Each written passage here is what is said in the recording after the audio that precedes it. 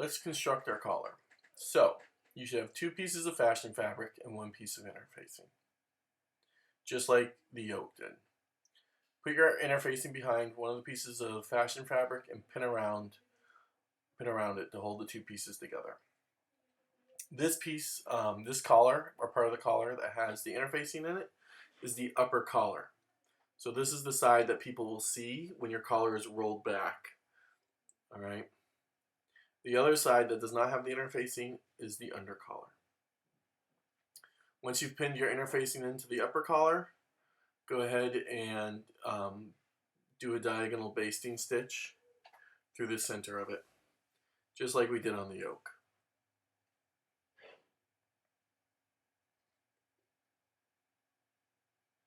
Okay. Once you've done basting it, go ahead and put right sides together. Notice that there's a longer edge and a shorter edge, okay? This longer edge right here, we're going to stitch, okay, at 1/2 inch.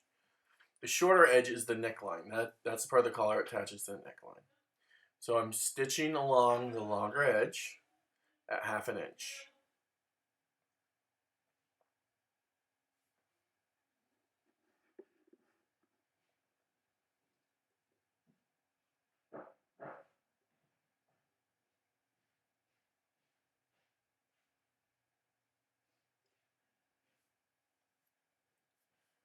All right, back tack at the end.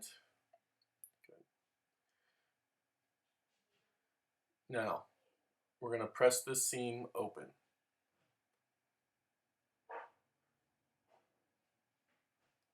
Go ahead and just press the seam right open.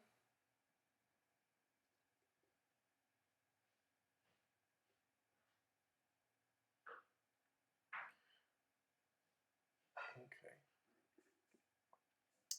Once we've pressed the seam open, what we're going to do is put right sides together again. And we're going to roll the seam allowance back, all right, on the edges. So see how I'm pushing the seam allowance back? This is towards the undercollar, the side that does not have the interfacing, all right? So that's all my seam allowance. I'm pushing back towards that side, okay? I folded it back. Do that on both sides. I'm just folding it right back, okay?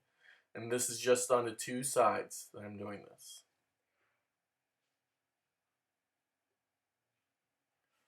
All right, so both seam allowances folding back, again, towards the undercollar, the side that does not have the interfacing. And now I'm going to stitch my side seams. I'm going to stitch those at 1/2 inch. Back tack, beginning and end.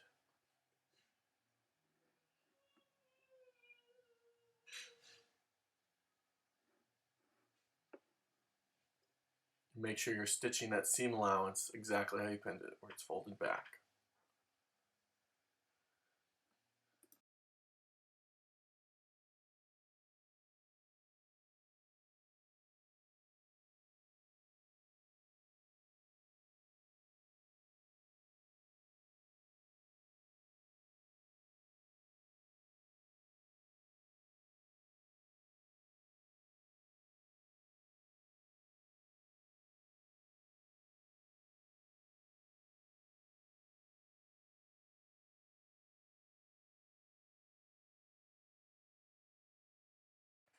Okay, so now that we've done that, we're going to clip out that seam allowance that's caught in there that we folded back. Just clip it out.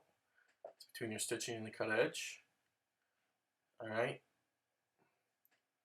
And then we're going to clip in at the corner like we've done before diagonally, okay? Because remember, all the seam allowance has to be folded into that corner and it's going to be too bulky if we leave it like it is. So clip out the seam allowance and then clip diagonally away from that corner so that the corner only has about 1/8 inch of fabric right at the corner. And now I'm going to press my seam allowance open at the sides of the collar, okay, as best I can.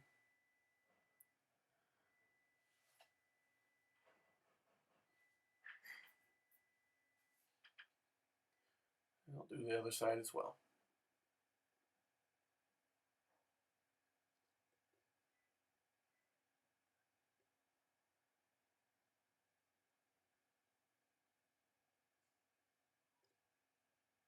All right, now let's push this right side out, and you'll need your point turner for this, your blue ruler.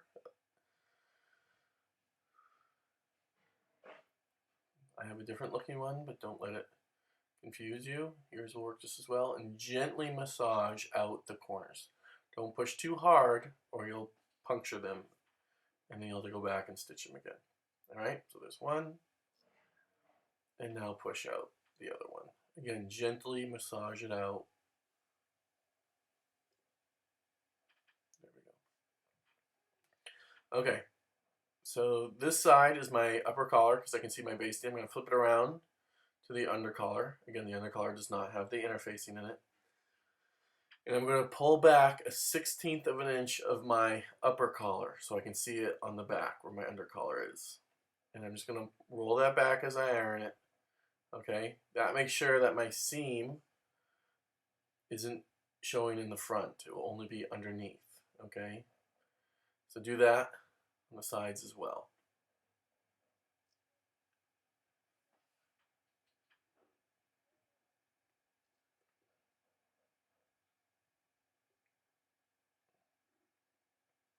Okay, we have one last step now. We're going to stay stitch the neckline of our collar together. So we're going to stay stitch all layers together. So stitch that at 1/2 inch. And you don't need the back tack at the beginning or end here. We're just stay stitching it. Just makes it easier. Stay stitching it makes it easier to attach to the blouse because then you don't have it opening and closing on you. All right, there we go. Perfect. Now our collar is ready to be attached to the blouse. If you need to, you can give it one last press.